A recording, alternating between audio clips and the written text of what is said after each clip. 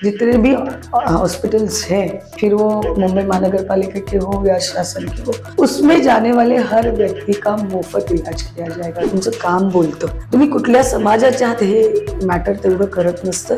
शिवसैनिक आणि शिवसेना हाच माझा पक्ष है. हम बाला साहब ठाकरे को जो अभिप्रेत था वही हिंदुत्व को लेके चल रहे हैं कि कोई चीज़ बड़ी हो जाती है तो एक समय तक उस चीज़ को बढ़ावा दिया जाता है या कि उसके ऊपर चर्चा होती है कि वो ओनर है, अगर कोई बिल्डिंग के या चॉल के उनके ऊपर कंपल्शन है कि उनको डेवलपमेंट में जाना ही पड़ेगा. सो माझ्या फ्रेंडला मी ऑलरेडी ऑर्डर्स दिलेले आहेत. You are in politics but not a politician. You are a social worker and as much as you can do it, you do it.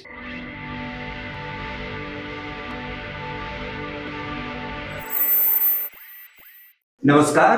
Navbharat Navrashtra के सभी डिजिटल दर्शकों का हमारे खास कार्यक्रम नवभारत संवाद में स्वागत है. नवभारत संवाद के तहत हम रोजाना अपने नेताओं, प्रवक्ताओं और उम्मीदवारों को अपने ऑफिस में आमंत्रित कर रहे हैं और इस वक्त हमारे साथ हैं दक्षिण मुंबई से शिवसेना शिंदे गुट की उम्मीदवार यामिनी जाधव जी. नमस्कार. और नवभारत नवराष्ट्र मैं मेरे दिल से बहुत शुक्रिया कहना चाहूँगी आप सभी को. धन्यवाद, क्योंकि एक महिला आमदार काम कर रही है तो उस काम को आपने उसको जांचा, उसको परखा और आपकी तरफ से मुझे जो आदर्श आमदार पुरस्कार दिया गया इसके लिए मैं आपका बहुत बहुत धन्यवाद कहना चाहूँगी. और आपने आज यहाँ पे मुझे भी आमंत्रित किया तो बहुत बहुत शुक्रिया. नहीं, ये हमारे लिए भी सौभाग्य की बात है कि आप हमारे कार्यालय में पधारी हैं. और पहला सवाल, हल्का सवाल से हम शुरू करेंगे कि आप प्रचार कर रही हैं, लोगों के बीच जा रही हैं, कैसा रुझान लग रहा है? रुझान तो बहुत अच्छा लग रहा है और हर तरफ से पॉजिटिव एनर्जी मिल रही है मुझे, क्योंकि कड़ी धूप में उम्मीदवार है जो जिसके लिए मैंडेटरी है उसको तो कड़ी धूप में जाना है, लेकिन इतनी तादाद में महिलाएं हैं, इतनी तादाद में कार्यकर्ता हैं और ये जो महायुति के जितने भी घटक पक्ष हैं, जैसे आज किसी ने अनाउंस करते करते कहा कि ये 5 पांडवों की एक बहन है, तो ये बहुत ही बड़ा उन्होंने मुझे सम्मान किया है और उस सम्मान का मैं हमेशा उसका आदर करूंगी और उस तरह से मेरा लोगों में मेरा बिहेवियर रहेगा. इस बार की जो लड़ाई है, आपके जो प्रतिद्वंदी उम्मीदवार हैं अरविंद सावंत जी, आपके साथी रहे हैं, आपके साथ एक पार्टी में थे. जब अपने ही दूसरे छोर पर प्रतिद्वंदी हो जाए तो कितना मुश्किल हो जाता है ये लड़ाई. हर एक लड़ाई को अगर आप एक न्यूट्रल एटीट्यूड से देखते हो कि वो लड़ाई है, इलेक्शन है, फिर प्रतिद्वंदी कौन है, इसका ये मैटर नहीं करता है. तो मैं बस चुनाव को चुनाव की तरह देख रही हूँ और चुनाव को जीतने के हिसाब से चल रही हूँ. काय मुद्दे घेऊन तुम्ही लोकांमध्ये जाता आणि कुठले मुद्दे तुम्हाला फेस करावे लागतात? म्हणजे स्पष्ट सांगायचं झालं तर ज्या पद्धतीने काही मध्यंतरीच्या काळामध्ये आरोप झाले, अडचणीत आणण्याचा प्रयत्न झाला, त्यानंतर मग पक्षांतर झालं आणि या सगळ्या पार्श्वभूमीवर म्हणजे याचा काही परिणाम जाणवतो का प्रचारात? सगळ्यात महत्त्वाची गोष्ट, माझं पक्षांतर झालेलं नाहीये. मी शिवसैनिक आणि शिवसेना हाच माझा पक्ष आहे आणि आरोप होत असतात, पण आरोप माझ्यावर झाले म्हणून ते आरोप जोपर्यंत सिद्ध होत नाही तोपर्यंत मी गुन्हेगार नसते. आणि तसं असतं तर मग न्यायालय बंद पडली असती आणि माझ्यावर असं कुठल्याही प्रकारचे आरोप अजून तरी सिद्ध झालेला नाहीये. ज्या आरोपांबद्दल आपण बोलताय तर त्या संबंधित एजन्सीच्याकडे आम्ही अपीलमध्ये गेलेलो. ती एजन्सी ज्यावेळेला आम्हाला जो निर्णय देईल तो आम्हाला मान्य असणार आहे. त्यामुळे आरोप प्रत्यारोप मला नाही वाटत त्याच्यात एवढं जाण्यासारखी गोष्ट आहे. मग तसं विचार करायला गेलं की बाबा आरोप प्रत्यारोप तर मग समोरच्या पक्षाकडचे जे उमेदवार आहेत त्यांच्यावर सुद्धा आरोप प्रत्यारोप झालेले असताना पण आता ते इलेक्शन लढत आहेत, त्यामुळे मॅटर नाही करत आहे. जोपर्यंत मी किंवा माझे पती हा हे कुठे गुन्हेगार म्हणून सिद्ध झालेले नाहीये. पण मग कुठले मुद्दे घेऊन तुम्ही? मुद्दे ऑफकोर्स मुद्दे म्हणजे तुम्ही जर साऊथ मुंबईचं जिओग्राफिकल स्ट्रक्चरला आपण स्टडी केलं आणि मी नगरसेविका म्हणून काम केलंय, आमदार म्हणून काम आजही करतेय, त्याच्यामध्ये आपल्या लक्षात येतं की सगळ्यात मोठा जर प्रश्न गहन कुठला असला तर साऊथ मुंबईमध्ये या जुन्या मोडकळलेल्या आलेल्या इमारती, त्याच्यापैकी मग तुम्ही सेज म्हणा, नॉन सेज म्हणा, त्याच्यानंतर PMGPच्या आहेत, NTCच्या आहेत, म्हाडाच्या पुनर्रचित आहेत, ज्या पुनर्रचना झालेली आहे त्याला एक कालावधी गेल्यानंतर त्या आजही त्यांची पण अवस्था मोडकळीला आलेल्याच पद्धतीची आहे. सो या लोकांना दिलासा मिळणारं एक धोरण या सरकारने आपल्या मोदी साहेबांच्या सरकारमध्ये आणि महाराष्ट्र शासनाने जे धोरण नवीन गृहनिर्माण धोरण ज्याच्यामध्ये ज्या लोकांची कामं करताना कुठेतरी त्रुटी आढळत होत्या. म्हणजे समजा एखादा बिल्डर काम अर्धवट सोडून गेला किंवा त्याने सांगितलं की मी तुम्हाला भाडं देतो आणि तुम्ही अमुक ठिकाणी राहा कुठे तुम्हाला जमते तिथे, तर अर्ध भाडं म्हणजे एक 6 महिने भाडं दिल्यानंतर ते भाडं बंद होते, रिडेव्हलपमेंट बंद होते. या सगळ्यांना टोटली सगळ्यांना दिलासा मिळणारं हे गृहनिर्माण धोरण आहे आणि मला त्याच्यावर काम करायला खूप आवडेल. कारण यामिनी जी, उद्धव जी आपका जो गुट है उनको गद्दार कहते हैं, आप कैसे देखते? वैसे देखा जाएगा तो मुझे अभी इस पे कोई कमेंट करने का मन भी नहीं करता है. सिर्फ मैं इतना कहना चाहूँगी कि उठाव करना कोई गद्दारी नहीं होती है. और रही बात पार्टी चेंज करने की, तो मैंने कोई पार्टी चेंज नहीं की है. मेरे पति यशवंत यादव लाखों शिवसैनिकों के साथ में हम शिवसेना में हैं. और अगर उनकी नज़र में अगर हम कहीं पार्टी चेंज की है ऐसा उनको लगता है तो उनकी पार्टी में तो कहीं लोग अपनी पार्टी छोड़ के आए हुए हैं, तो फिर हम उनको क्या टैगलाइन देंगे, ये भी तो सवाल है. तो मैं इसके ऊपर ज़्यादा कमेंट नहीं करना चाहूँगी. शर्मिष्ठ दत्केश्वर के सवाल को आगे बढ़ाऊंगा कि जो गद्दारी वाला शब्द है, आरोप प्रत्यारोप लगते हैं. आप कारपोरेशन में थे तब मैं आपसे एक बार मिला था और आपका आम लोगों से डायरेक्ट कनेक्शन हमेशा से बहुत अच्छा रहा है, वो आपकी सबसे बड़ी ताकत है. Thank you very much.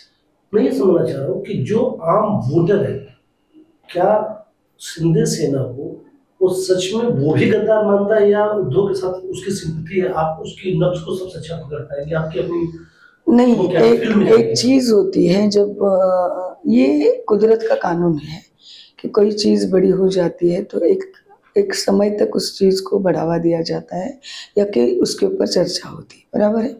लेकिन जैसे सिंधी साहब ने कहा है, हमें उनकी इंस्ट्रक्शन है स्पेशली कि अगर कोई आपके ऊपर टीका कर रहा है तो उसका जवाब उसी तरह से देने की कोई ज़रूरत नहीं है. आपका काम बोलता है. और लोग क्या चाहते हैं? मसाला चाहते हैं, एंटरटेनमेंट चाहते हैं. एंटरटेनमेंट के लिए बाकी चैनल्स हैं, बराबर है. तो कितने दिन तक ये चीज़ चलेगी?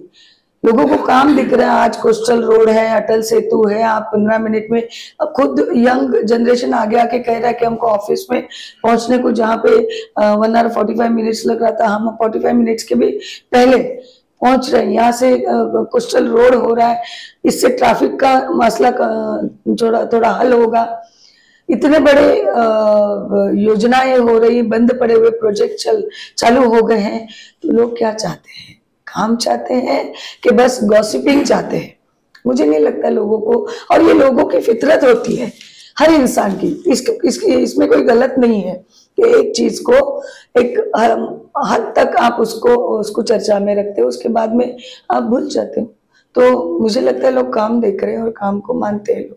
एकीकडे इतक्या मोठ्या प्रमाणामध्ये आरोप प्रत्यारोप टीका कुठल्याही स्तराला जाऊन होते, पण यामिनी जाधव या सगळ्या याच्यापासून वेगळ्या राहतात आणि तरी राजकारणामध्ये ऍक्टिव्ह असतात, महत्वाचा रोल निभावतात. याच्या मागचं सिक्रेट काय आहे? सिक्रेट एकच आहे की मी स्वतःला इन्स्ट्रक्शन, बघा तुमचा मेंदू आहे ना, तुम्हाला कोणी हिप्नोटाईज करायला समजा बसलं तर तुम्ही जोपर्यंत त्याला अलाउड करत नाही, तुमचा ब्रेन जोपर्यंत त्याला अलाउड करत नाही तुम्हाला हिप्नोटाईज करायला, तुम्ही तुमच्या ब्रेनला जर इन्स्ट्रक्शन दिली, ऑर्डर्स दिल्या की नाही हिप्नोटाईज व्हायचं नाही तुला, तर जगातला कुठला मोठा हिप्नोटायझर तुम्हाला हिप्नोटाईज करू शकत नाही. सो माझ्या ब्रेनला मी ऑलरेडी ऑर्डर्स दिलेल्या आहेत. You are in politics but not a politician, you are a social worker and as much as you can do you do it. You have been selected for this thing and you do it. जैसे मुझे बहुत अच्छा लगा कि आपने मुझे इस चीज़ से मुझे मेरी तारीफ की और ये एक पत्रकार की तरफ से तारीफ आना ये बहुत बड़ी बात होती है। ये मैंने कही, ये ऐसा मेरा उसका मानना नहीं है कि पत्रकार सिर्फ गलत। आप तो लोग आपको चौथा स्तंभ क्यों बोलते हैं पता नहीं, मैं तो बोलूं आप पहला स्तंभ हो, इस सोसाइटी का पहला स्तंभ पत्रकार है। तो आपने मुझे कहा कि मेरा लोगों से टच अच्छा है, क्योंकि मैं इंसान को इंसान समझती हूँ और खुद इंसान बन के जीना चाहती हूँ, न कि मैं नगर सेवक थी तो मुझ में वो एटीट्यूड था मैं नगर सेवक हूँ, या मेरे हस्बैंड जैसे कि डॉक्टर की वाइफ डॉक्टर नहीं बन जाती, डॉक्टर साहिबा बन जाती है, ये पहले से आता चला है। टीचर की वाइफ मास्टर की वाइफ मास्टर नहीं।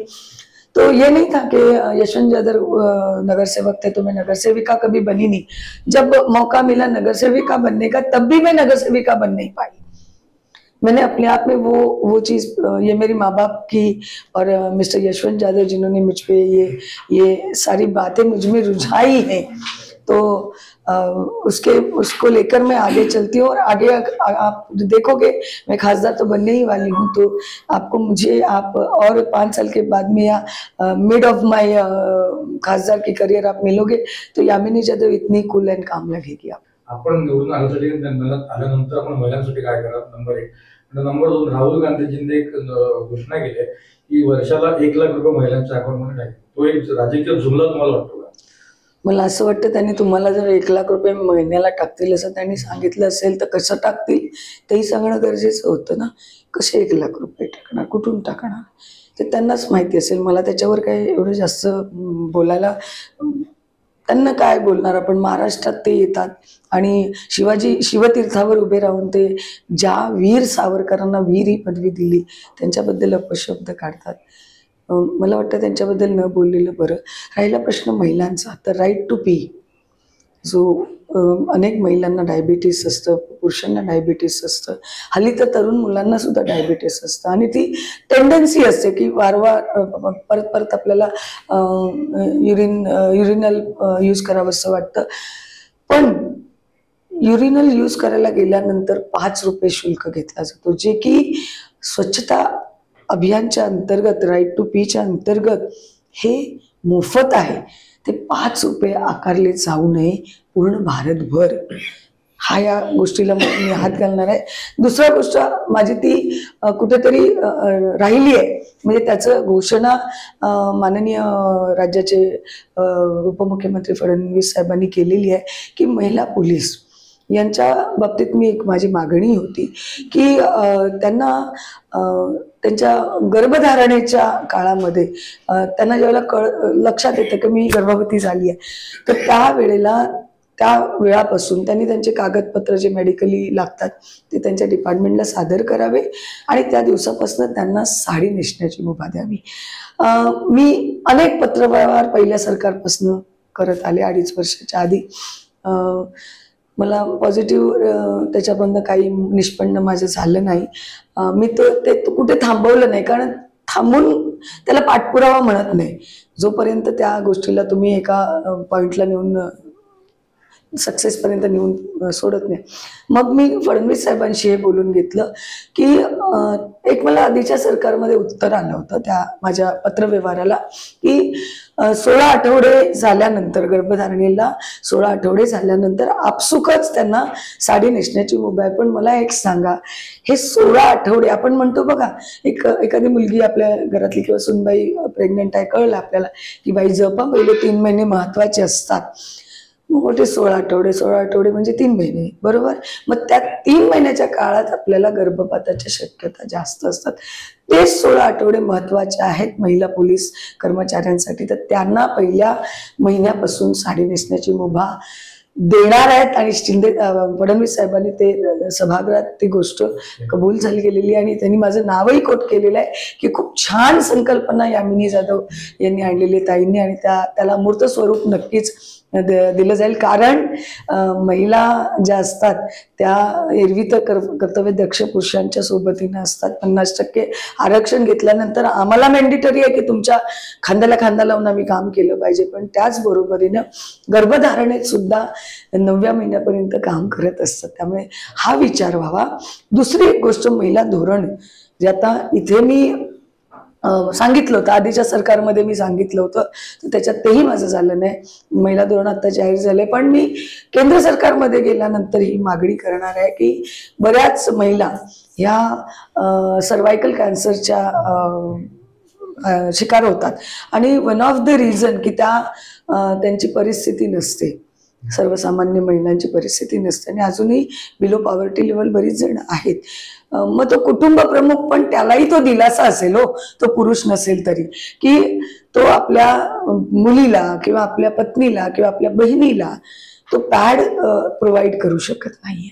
आणि पॅड न वापरल्यामुळे जे कापड, कारण या विषयावर साहेब कोण येऊन ओपन बोलू इच्छित नाही. आपण या सेंचुरीमध्ये जगतोय तरी ओपन बोलत नाही, कुठेतरी ते हेजिटेशन असतंय बोलायला. पण महिला म्हणून मला वाटतं मी वाचा फोडणं जास्त योग्य आहे. त्या पिरियडमध्ये जी स्वच्छता राखली जाते, डेटॉल यूज करायला, त्या काही लोक असतात हो, ते आज कमवतात सकाळी आणि संध्याकाळी जाऊन ते खातात, दुसऱ्या सकाळी त्यातलंच खातात आणि बाहेर पडतात कामाला. कुठून पॅड यूज करणार, कुठून डेटॉल यूज करणार? मग त्यांना पॅड प्रोव्हाइड करावं. जसं बेसिक नीड मध्ये आपण म्हणतो की आपण देवीची लस दिली, त्याच्याने आपण उच्चाटन केलं, आपण सगळ्या वॅक्सिन्स करतो की त्या प्रत्येक गोष्टीचं उच्चाटन, बाबा कॉलरा जवळजवळ हद्दपार झालेला आहे. मग सर्वायकल कॅन्सरला जर आपण महिलांच्या बाबतीत हद्दपार करायचं असेल तर महिला धोरणामध्ये हा समावेश व्हावा की 1 रुपयामध्ये महिलेला, जी त्याला पात्र आहे, पात्र, तिला 1 रुपयामध्ये किमान महिन्याला 10 पॅड द्यावे, जेणेकरून ती ते पॅड यूज करेल आणि एक तिचा तो सर्वायकल कॅन्सरचा जो वन ऑफ द रिझन आहे ते मोडीत निघेल. दुसरी आणखीन एक गोष्ट आहे की सर्वायकल कॅन्सर बद्दल एक वॅक्सिन आहे आणि ते वॅक्सिन अतिशय महाग आहे. आता माझ्या ऐकवात आले की गव्हर्नमेंट ते फ्री करते. जर आपण म्हणतो बेटी बचाव बेटी पढाव, तर बचावमध्ये ते आलं ना, तर मला असं वाटतं केंद्र सरकारने जर तो निर्णय घेतला आणि केंद्र सरकार काही करू शकतं. कोविडमध्ये लस जर आपण आपल्याला सगळ्यांना पुरी पडून आपण विदेशांना दिली, तर मला वाटतं हे सुद्धा वॅक्सिन मुलींना त्या वयामध्ये मिळालं तर त्या सर्वायकल कॅन्सरपासून मुक्त होतील. तुमच्या क्षेत्रात जसं मुंबई पोर्ट ट्रस्ट लँडचा इश्यू आहे जी, मग हे रिचर्डसन आपला जे बाजू त्याच्यावर तुमचं काय मत आहे? माझं मत असं आहे की ते केंद्र सरकारच्या अखत्यारीत येतं, पण केंद्र सरकार म्हणजे कोणासाठी आहे? शेवटी लोकांसाठी आहे. आणि जे हॉस्पिटल मधल्या डीन म्हणा, संचालक म्हणा, यांनी मला अनेकदा त्यांचे पत्रव्यवहार दाखवलेले, त्या पद्धतीने मी माझेही पत्रव्यवहार केले होते की रिचर्डसन कुर्डाची काही एकर जागा ही जे हॉस्पिटलची आहे आणि ती त्यांना हँडओव्हर केली जावी. आज जे हॉस्पिटलचे कर्मचारी, तुम्ही पाहिलं असाल, माझं एकही भाषण नसेल अधिवेशनातलं ज्याच्यामध्ये च्या विषयावर मी बोलली नसेल, नायरच्या विषयावर बोलली नसेल, तर ते जे कर्मचारी आहेत, कर्मचाऱ्यांना, सर आज तुम्ही इथे काम करताय, तुम्ही इथे इंटरव्ह्यू घेताय, हे ॲटमॉस्फिअर तुम्हाला जर प्लेझंट नसेल तर तुम्हाला इथे बसायला, इंटरव्ह्यू करायला किंवा ते काम करायला बरोबर नाही वाटत. मग ते कर्मचारी आहेत जे ते आत्ता म्हणजे मी खूप त्याच्यावर आवाज उठवला, त्यामुळे आता त्याला निधी उपलब्ध झालाय आणि PWD मार्फत त्यांच्या त्या वसाहतींची रिपेअर्स होतात. पण ती जागा जर त्यांना मिळाली तर जुन्या त्या झालेल्या त्यांना किती आपण रिपेअर करणार? मग त्यांना जर त्या जागेत वाटतं की आमच्या कर्मचाऱ्यांच्या वसाहत आम्ही एकच टावर जरी झाला तर त्याच्यात त्यांना सामावून ते घेऊ शकतात, रादर सगळ्या जागा यूज करायला. आणि मग उलट तिथे माझी जी मागणी आहे, ज्याला पुन्हा एकदा बोललं गेलेलं खूप सुंदर मागणी आहे की मला साऊथ मुंबईला आपण पूर्ण ड्रग्ज फ्री नाही करू शकत आहे. खूप पॅडलर्स आहेत, महिला पॅडलर्स आहेत. मी पण काही जणांना अगदी हाताने पकडून पोलिसांच्या ताब्यात दिलेलं आहे. ते जरी आपण आवाक्यात आणू शकलो नसलो किंवा त्याच्यावर काम होतंय, कारण पोलीस डिपार्टमेंट, कारण पोलिसांवर इतकी टीका होते पण पोलीस चांगलं काम करतात ना, हे एकमेव मी आहे जे कोट केले.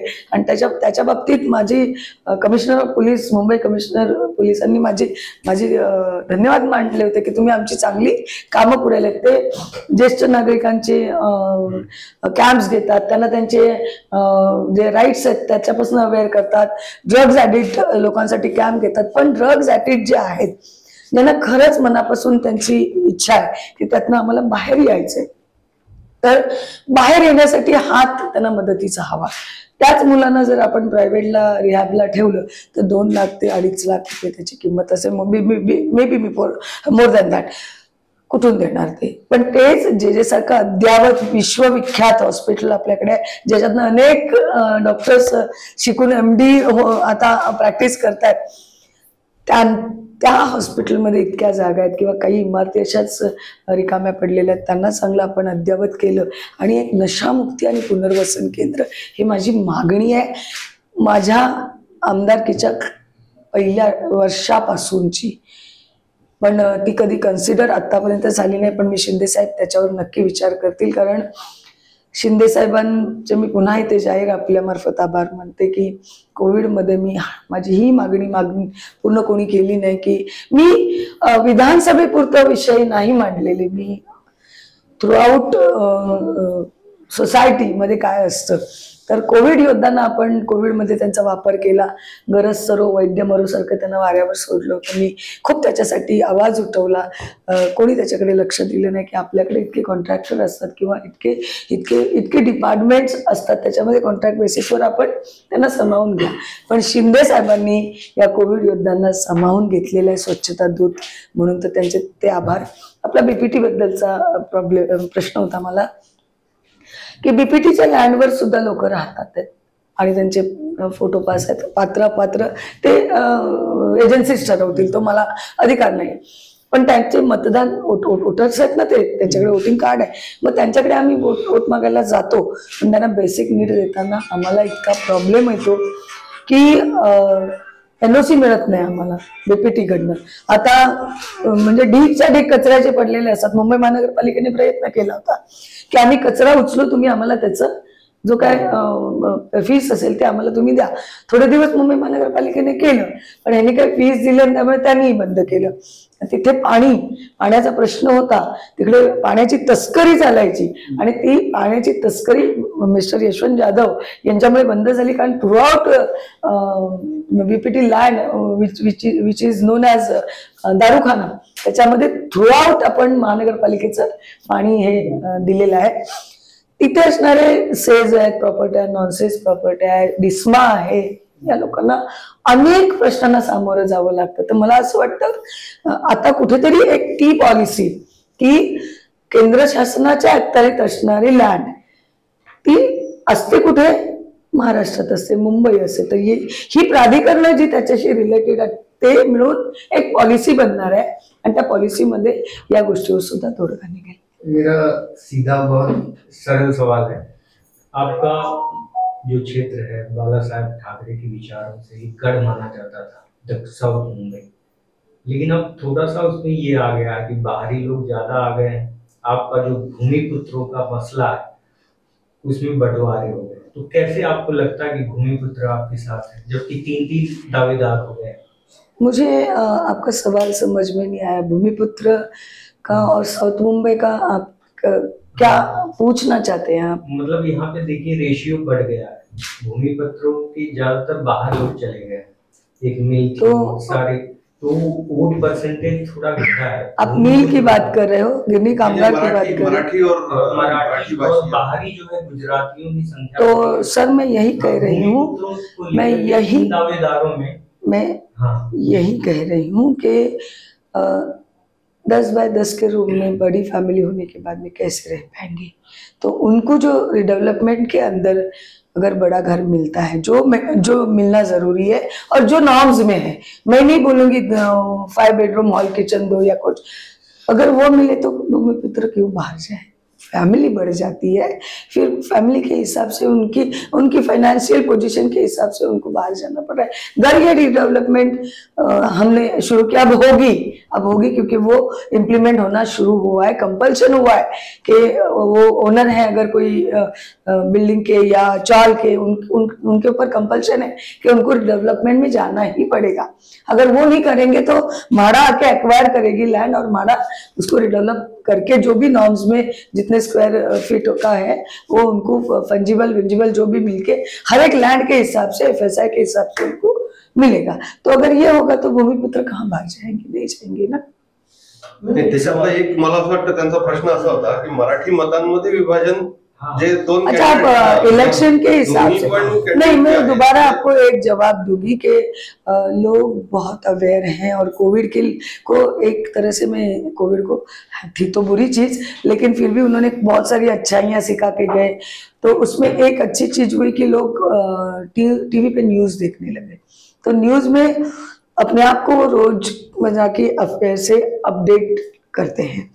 तो उस अपडेटेशन में उनको पता चलता है कि क्या हो रहा है।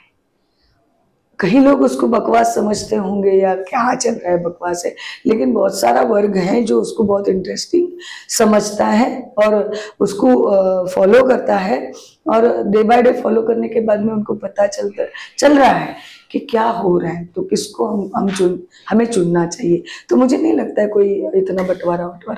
एक छोटा सा सवाल और है उसी के, आज मैं आपकी जो प्रचार रैली थी वहां भी था, अविदा नगर, जीजा माता नगर, ये सब में आप थी आज।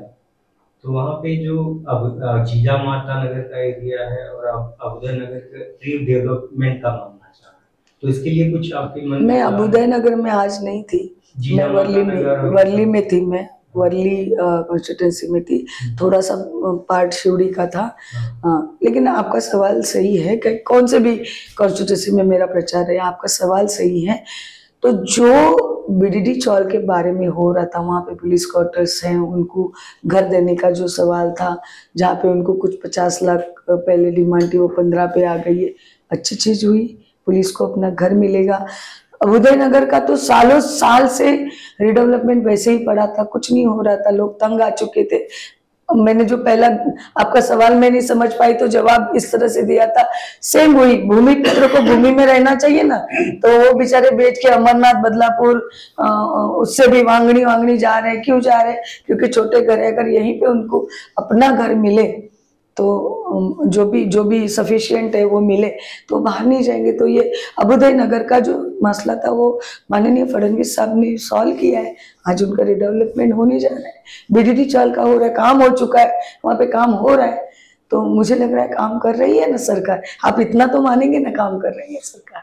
मैंने एक सवाल, 1.5 करोड़ से ज्यादा की आबादी वाला ये शहर है, केंद्र में भी आपकी सत्ता है, स्टेट में भी है, लेकिन एम्स जैसा एक इंस्टीट्यूट या एक हॉस्पिटल नहीं है जिससे यहाँ के लोग इलाज के लिए कम से कम यहाँ से बाहर जाने के लिए मजबूर ना हो।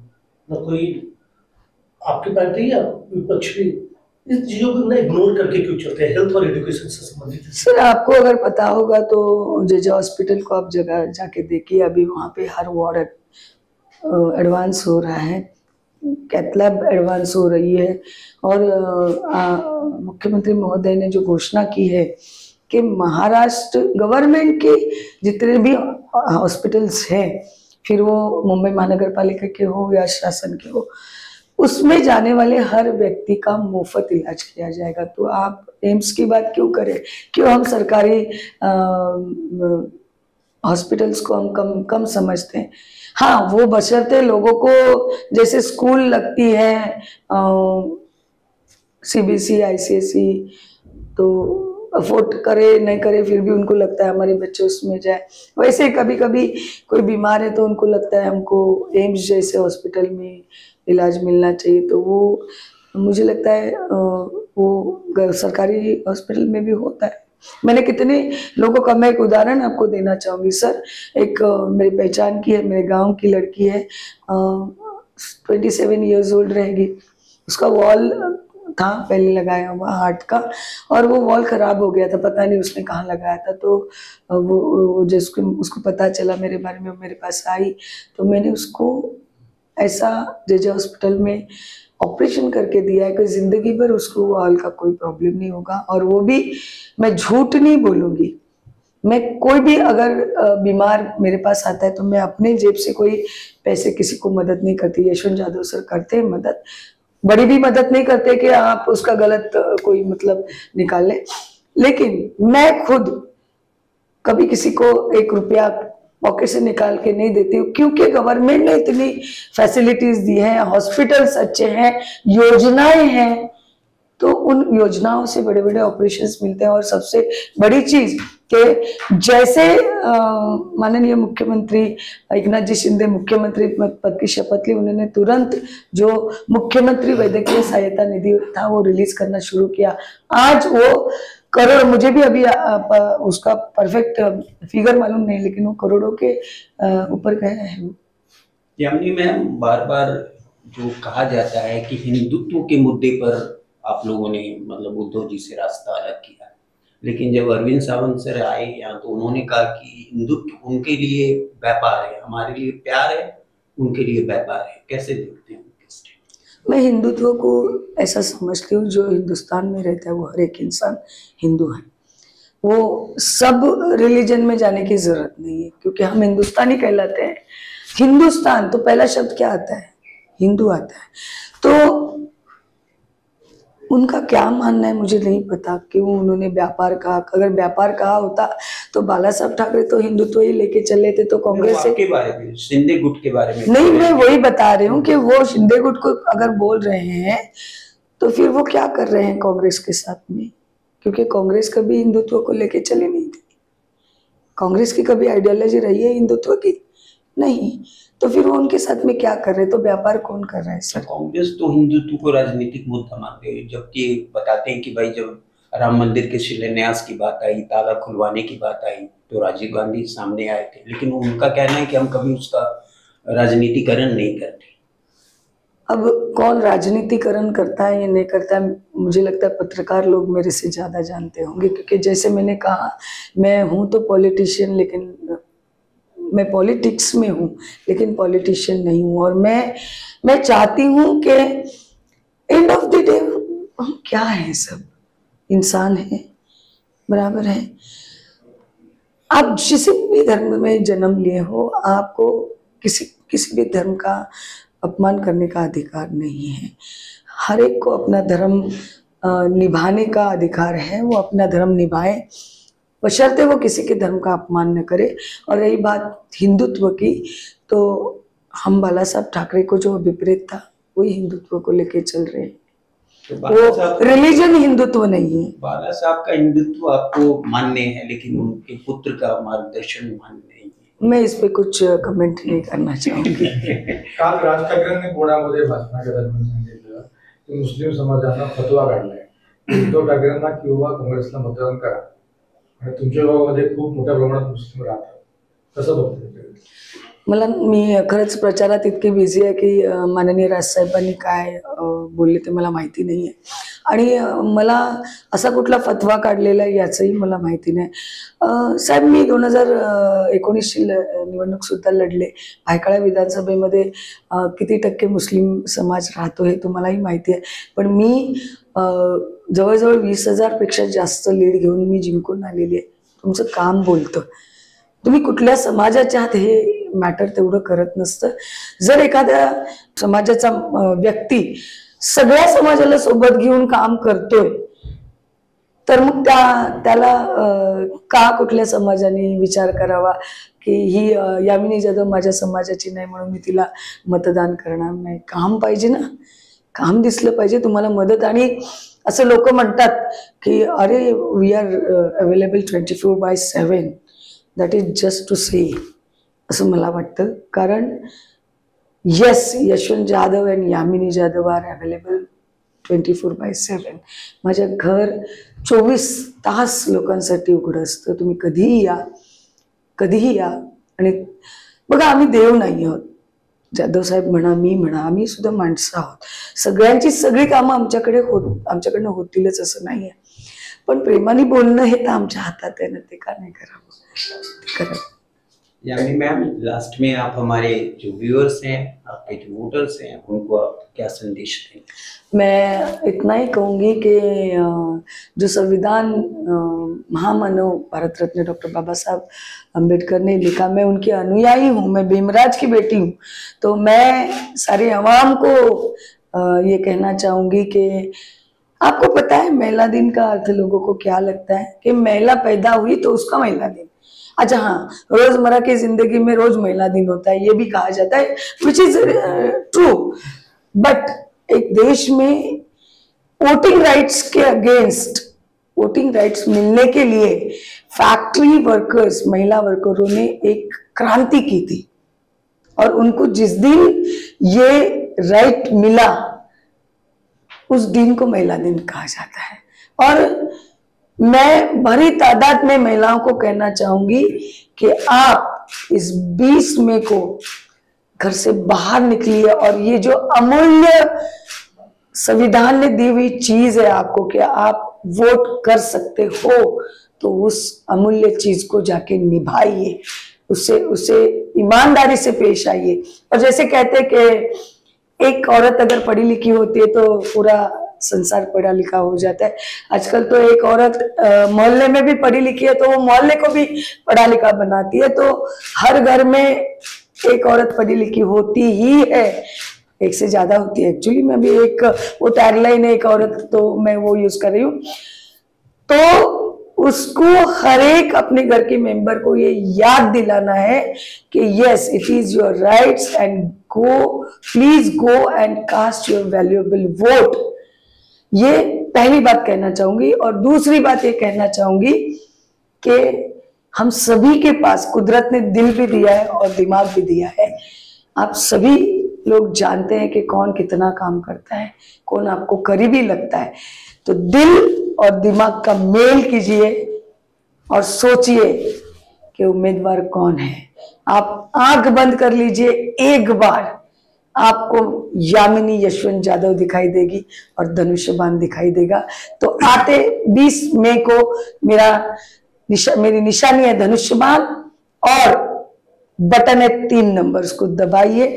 और एक महिला जो 25 साल के बाद में इस साउथ मुंबई को, जयवंतीबेन मेहता, एक बहुत बड़ी कारकिर्द रख के गई हैं, जिनके बाद में मुझे मौका मिला है। तो महिलाएं इसमें बहुत तादाद में शामिल हो और इस आपकी बहन को उस सांसद में भेजो ताकि आपके सारे मुद्दों को मैं भरपूर आवाज में उठा सकूं। जय हिंद, जय महाराष्ट्र, जय भीम।